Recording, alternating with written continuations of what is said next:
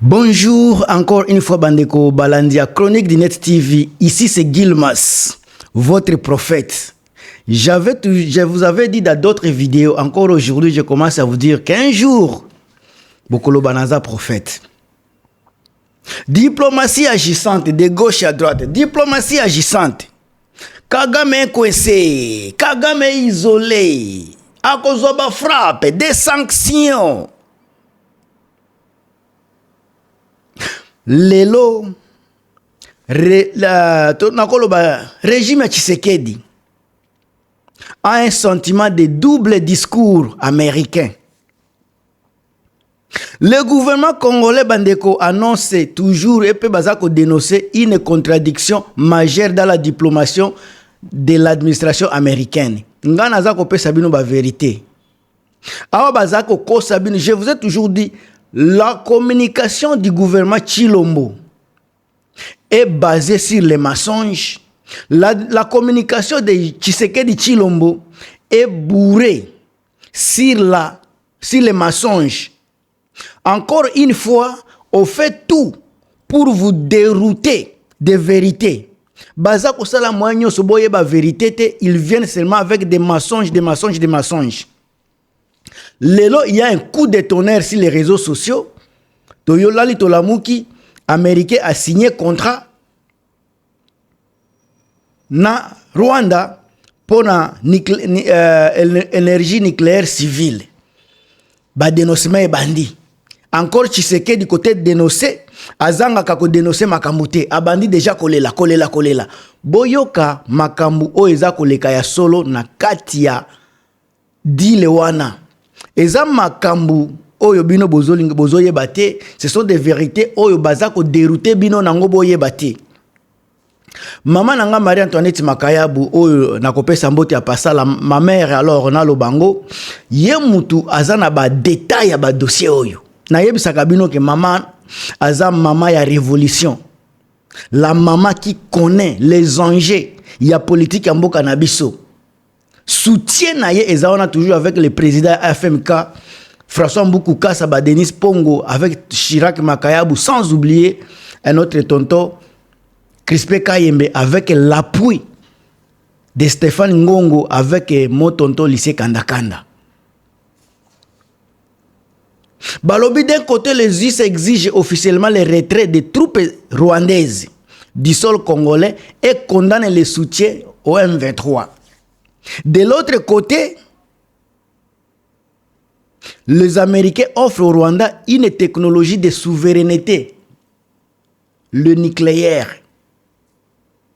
qui renforce sa position de hub technologique en Afrique de l'Est pour les 50 prochaines années. Partenariat na bango ezakaka eza ya pamba eza ya 10 ate eza ya 3 ate eza pour les 50 prochaines années. Dile oyo eza dile lelo te. Ba eko sinyango lelo, mais ça a commencé en 2018. Mais lelo ba eko sinyango.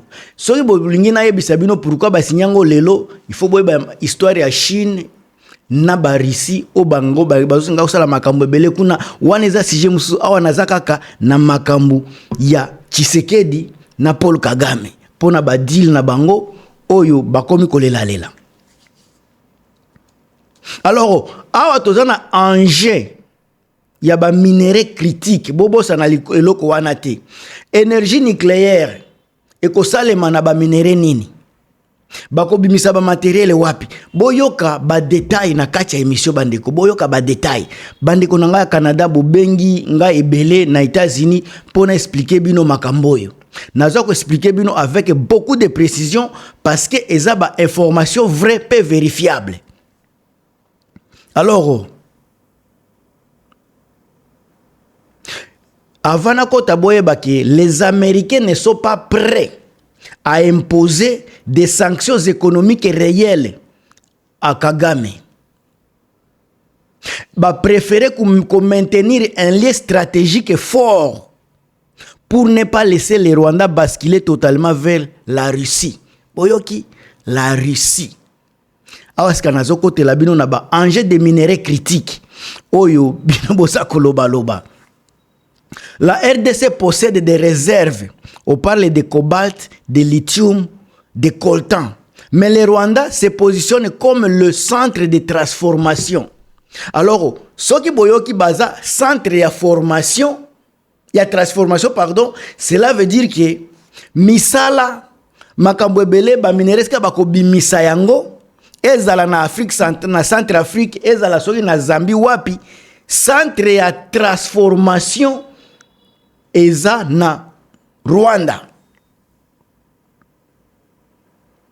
Alors, le nucléaire civil via les réacteurs SMR permettrait au Rwanda de disposer d'une énergie stable et massive pour alimenter des usines de traitement des minéraux. Bozoyoka. Le risque pour la RDC, que les minéraux extraits sur ce sol continue d'être exporté vers le Rwanda pour y être transformé grâce à l'énergie nucléaire propre, financée ou soutenue par l'Occident. Donc, minéraux que sont extraits na Congo, ezala na Kivu, na Sud Kivu, Rubaya, kuna Nord Kivu, Bokena Bakatanga, ba minéraux wana nyoso, et kozala transporté, exporté vers le Rwanda pour y être transformé. Donc, le Rwanda est comme centre de transformation de minéraux stratégiques américains. Est-ce que vous avez comme Makamboyo? Tshisekedi avec une diplomatie agissante, avec un nombre de voyages à Zakosala, il n'a pas été capable de isoler Paul Kagame. Mais il a été le numéro 1 quand même, on doit reconnaître. A crié comme un bébé sur les réseaux sociaux. Il a été le premier à mentir à la population congolaise. Il a été le premier à désorienter le peuple congolais de la réalité de ce qui se passe sur le territoire congolais. Ça, c'est le coin fort de Tshisekedi. Alors, on a une réponse diplomatique de Kinshasa. Tant que le nucléaire, minéraux et qu'on a traité dans Rwanda et comme centre de transformation, boyoka. Face à cet accord, la RDC tente d'ajuster sa propre stratégie. Lelo sika lelo yo, le régime Tshisekedi va comme kolinga ko accélérer destination à bango vers l'est, tolo ba Chine na Russie. Si les ISA renforcent les Rwanda, Kinshasa est tenté de renforcer ses partenariats militaires et techniques avec la Chine ou la Russie pour compenser. Donc, ce qui va passer, Tshisekedi Zolosloba, ce qui va passer, Rwandais, va signer boye, yepe akosala nini, akona ko compenser place wana komba wana, azo kende côté baris na ba Chine. Pour un partenariat militaire. Donc, azolinga kobo ya partenariat ya ba américain. Tokotala makamunenge zo tambola. Alors, on a une pression sur Inga 3. Alors, Kinshasa utilise ces dossiers pour rappeler aux Américains que le projet hydroélectrique d'Inga est la solution logique pour l'Afrique et que financer le nucléaire chez un voisin instable était non-sens écologique et sécuritaire. Ndeloko baza koloba. Toujours kaka na bilobela.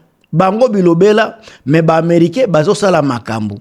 Balobi boy, tant bazo lobela ba domaine. Pour les ISA ko soutenir Rwanda. Nani gouvernement ils a perçu comme un exécutant efficace des projets. Balobi ba américain balobi. Pays Rwanda, gouvernement Rwanda ils a perçu comme baza exécutant efficace des projets. Côté sécurité, exportateur de stabilité, balobi bataille balobi exemple à Bassia Mozambique et na Centrafrique, balobi pe lisusu côté énergie laboratoire pour les technologies de rupture SMR bango bazanango. Alors pourquoi les ISA ménagent la RDC? RDC baza koloba na biso boye, ba américain balobi le gouvernement congolais est jugé instable et miné par une corruption structurelle. Donc, et loko baza koloba na Tshisekedi, bo se souvenir tango bakende ki na juin, balobi ba réviser makamuna bango ya ba détournement ya ba corruption. Mais lelo baza koloba gouvernement ka Tshisekedi est jugé instable, miné par une corruption structurel. Alors côté sécurité baza koloba pe boy balobi consommateur de sécurité baza na besoin ya Monisco ya ba Samir ya obayaki na RDC. Donc eza lourd, eza kilo, eza nini charge ebele. Ba yeli sou na makambu ya énergie bazota la réservoir potentiel ya inga mais trop lent pour la lent pour na concrétiser. Donc Amérique baza ko répondre directement nani régime ya Tshisekedi ke boza instable, oza miné par la corruption structurelle et puis ba consommateur côté sécurité bokozala na incapacité ya ko sécuriser ba minéraux et puis ba lobby réservoir potentiel ya inga eza bien mais ekozwata mulai po na kozala concrétiser projet wana. Alors boyoki masolo ya boye est-ce que bakalonji bakoloba yango? Masolo ya boye est-ce que banani bakoloba yango? Bakoloba yango te pourquoi? Parce que baza déconnecté na ba vérité, baza bourré na ba mensonge oyo baza kozwa na gouvernement po baya ko divulguer yango na ba réseaux sociaux. Alors point critique yango yo bino ba peuple congolais biso ba congolais. Pour les citoyens congolais, c'est encore la preuve que la communauté internationale privilégie le développement technologique du Rwanda sur la justice sécuritaire en RDC. C'est un argument du poids pour les courants politiques congolais qui prônent une rupture avec l'Occident. Ba vérité yango wana obokotika la jamais koyoka. Encore une fois, bilobela ya gouvernement Tshisekedi bazana ba makambo ebele ezana ba avantage oyo toza kotia na mesa nini nde etindi Amerique apona ba Rwandais nini contre ba Congolais na pesi bino yango na lakisi bino ndenge Tshisekedi akomi koloba et komi sentiment ya double discours mais réalité eza moko. Nous n'avons pas un gouvernement capable, nous n'avons pas un gouvernement fiable, nous n'avons pas un gouvernement stable, nous n'avons pas un gouvernement qui se bat contre la corruption. Tous les projets à gouvernement eza ba américain bakosala mais tant bozo kende pa ya Rwanda yaza kondimaki ya kosala donc aza ko diminuer charge oyo ba américain balingaki basala. Par conséquent bato bakozwa misala eza bao bakozala na centre ba transformation wana eza ba peuple rwandais na ba congolais bazalaka kuna parce que Rwanda ce n'est pas seulement les Congolais, il y a les Nigériens, c'est pas seulement les Rwandais, il y a les Rwandais, il y a les Nigériens, il y a les Tanzaniens, il y a les Ougandais, tout ça bango bakozwa musala. Pourquoi? Parce que Tshisekedi n'a pas préparé. C'est un président qui dirige selon Ndengaza Kolamuka. Aza konini ko diriger mboka na biso na batatonnement. Azo ebate nini nde fois sala. Qu'est-ce qu'il faut faire? Qu'est-ce qu'il ne faut pas faire? Ça, ce n'est pas Tshisekedi. Lui, il est là pour ses propres besoins, besoin koyiba. Alors, botika kolela. Il faut qu'on dise que Tshisekedi a échoué. Il faut qu'on dise que on n'a pas une sécurité fiable qui peut permettre ba minerais américains et tambola. Nous n'avons, Tshisekedi n'est pas capable de sécuriser ba minerais américains. Il faut accepter faiblesse na biso. On ne doit pas dire toujours chaque jour eloko ya makasi, mais en réalité, on ne voit rien de fort. Tshisekedi est incapable. Il y a comme même la diplomatie, la diplomatie agissante. Il est incapable de la population place au hasard faillir. Il ne veut pas faire recours na batu po oya taba conseil. Lui c'est toujours entourage naye depuis bakoma wana bazo memela Congo et loko ata mon côté. Toujours ba distraction na ba distraction. Bandeko eloko ya boye, selo bino na commentaire. Qui a causé bamakambo oyo? Est-ce que c'est Kagame ou bien c'est Tshisekedi? Yango naza koloba tang bazoloba double discours ya ba américain nandimité. il faut qu'on dise que tozangi président capable ou aza na vision ya komema mboka na biso liboso. Botia ba commentaire na bino, on est toujours là pour na komemela bino ba émission kitoko. Gilmas Mutu na bino, à plus.